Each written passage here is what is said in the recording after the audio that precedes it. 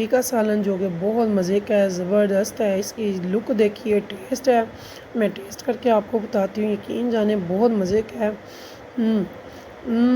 माशाल्लाह माशाल्लाह, बहुत ज़बरदस्त, बहुत मज़े का शोरबा तो बहुत टेस्टी, और बेसन की सब्ज़ी भी बहुत मज़े की है।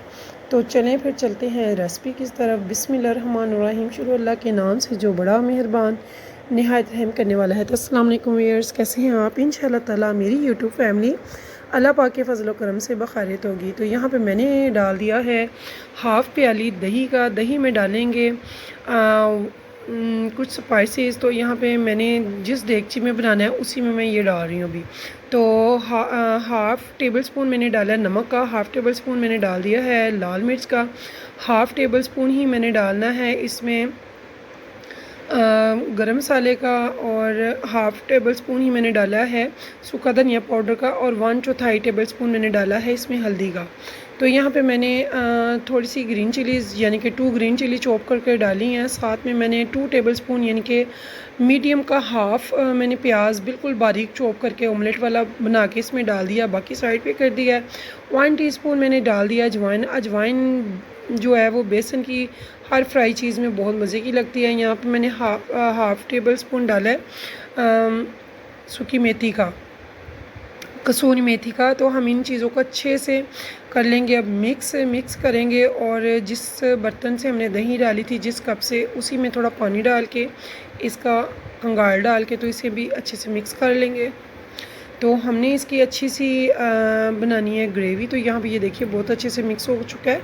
अब मैंने ले लिया 1 कप बेसन का। बेसन को हमने अच्छे से छान लेना है, और यहाँ पे मैंने थोड़ा सा हरा धनिया जो कि 2 से 3 टेबलस्पून डाल दिया है।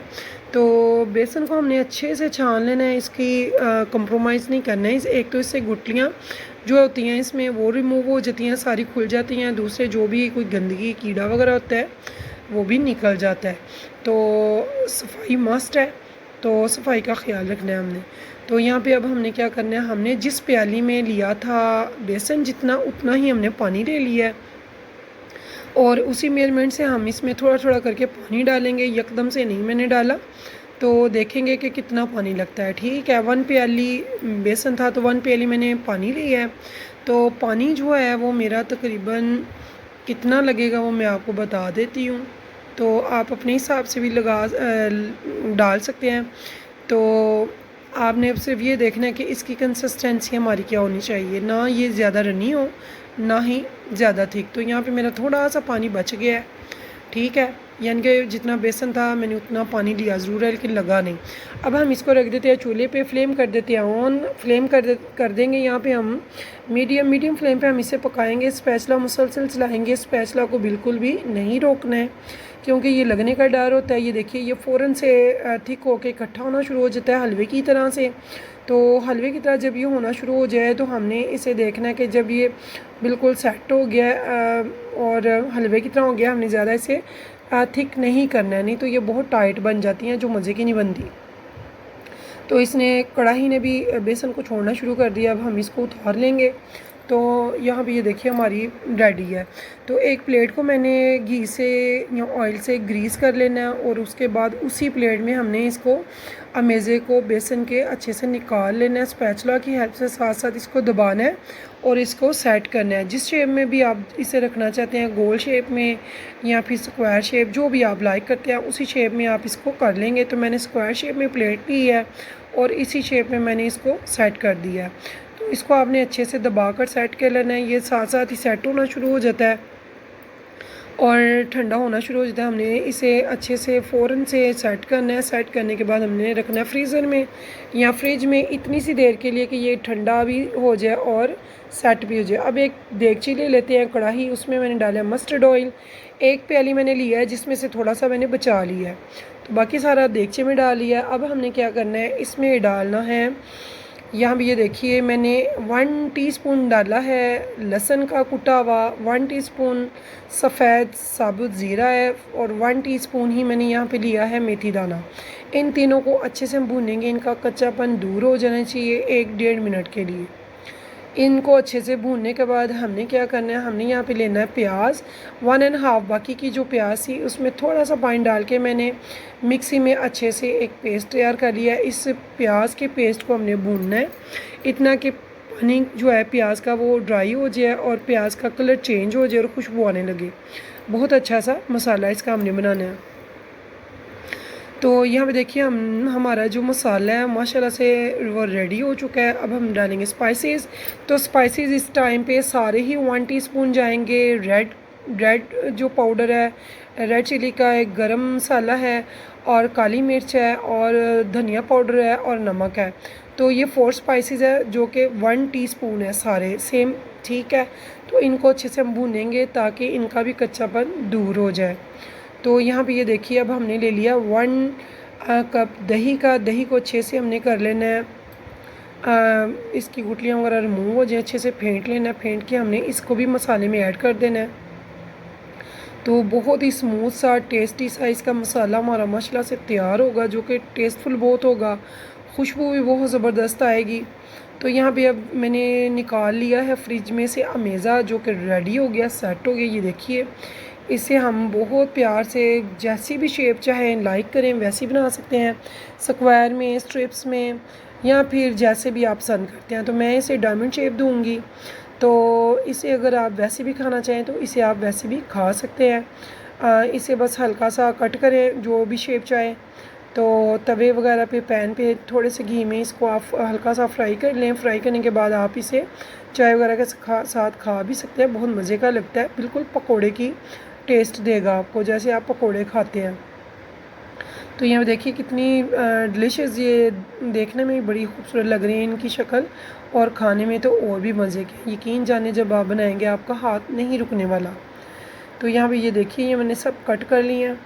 अब मैंने एक बड़ा तवा लेना है। मैंने तवा लिया है, आप चाहें तो फ्राई पैन भी बड़ा ले सकते हैं।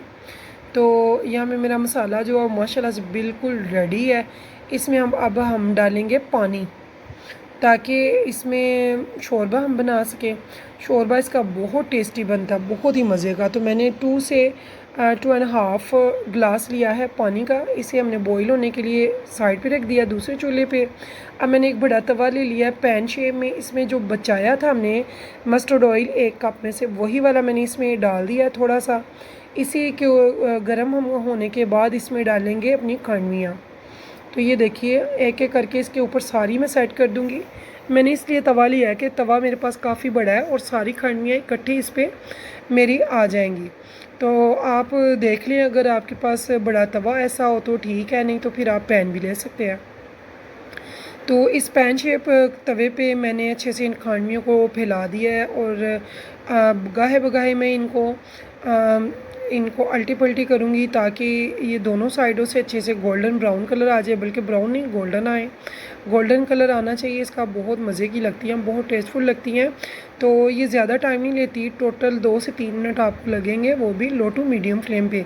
हाई फ्लेम बिल्कुल भी नहीं करनी, वरना ये जल जाएंगी और अच्छी नहीं लगती। तो यहाँ पर ये देखिए, तो जैसे जैसे ये होती जाएंगी रेडी, हम इनको एक प्लेट में भी निकालते जाएंगे, क्योंकि सेंटर वाली जल्दी हो जाती हैं तो वो फिर हमें निकालनी पड़ती हैं। तो हमने जलानी नहीं, साथ साथ निकालते रहना है। तो यहाँ पे हम खंडवियों को तैयार करेंगे, तब तक हमारा शोरबा भी रेडी हो जाएगा। तो व्यूअर्स आप ये ट्राई ज़रूर कीजिएगा, इंशाल्लाह ताला आपको मेरी ये रेसिपी बहुत पसंद आने वाली है। मेरी कोशिश होती है मैं अपनी बहनों को, बेटियों को बहुत अच्छे से समझाऊँ, बहुत ईजी रेसिपीज़ लेके आऊँ जो कि आपको पसंद भी आए, और जब आप खाएं तो कहें कि वाकई कोई रेसिपी दी है। तो हमें भी अगर आपको कुछ समझ ना लगे तो आप मुझे कमेंट्स में पूछ सकते हैं। इंशाल्लाह ताला मैं आपके सवालों के जवाब देती हूँ। आपके कमेंट्स में बहुत शौक़ से पढ़ती हूँ। तो आप मुझे फ़ीडबैक में ज़रूर बताया करें कि आपको मेरी कौन सी रेसिपी कैसी लगी है। तो यहाँ पे देखिए मेरा जो उबाल आ गया मसाले को, तो यहाँ पे मैंने उबलते हुए शोरबे में खांडवियों को डाल दिया है। तो यहाँ पे मेरी जो टिप है वो ये होगी कि आपने खांडवियों को जब डालना है तो हाई फ्लेम पे डालना है, उबलते हुए शोरबे में डालना है, और दूसरे आपने इसके ऊपर लीड बिल्कुल भी नहीं लगानी है, ठीक है, वरना ये बुर जाती हैं, इनमें बिखर जाती हैं, वो नहीं सही लगती फिर। तो यहाँ पे मैंने अब 1 टेबलस्पून डाला है ये मेथी का वो क्या होता है, कसूरी मेथी का, और साथ में मैंने थोड़ी सी जो बचाई थी हरा धनिया वो, और 2 ग्रीन चिलीज़ चॉप करके मैंने वो भी ऐड कर दी हैं। तो 10 मिनट के लिए हमने यहाँ पे सिर्फ़ और सिर्फ हाई फ्लेम पे पकाना है, ताकि जो हमारी खांडवियाँ वो ज़बरदस्त सी पक जाएँ, थोड़ी सी ये फूल भी जाती हैं। और यहाँ पे ये देखिए ज़बरदस्त, बहुत ज़बरदस्त खुशबू है, बहुत ज़बरदस्त इसका टेस्ट है। तो यकीन जाने जब आप बनाएंगे ये खट्टी खट्टी टेस्टी सी चटपटी सी मज़ेदार सी खुशबूदार सी खांडवियाँ, तो आपका हाथ नहीं रुकने वाला है।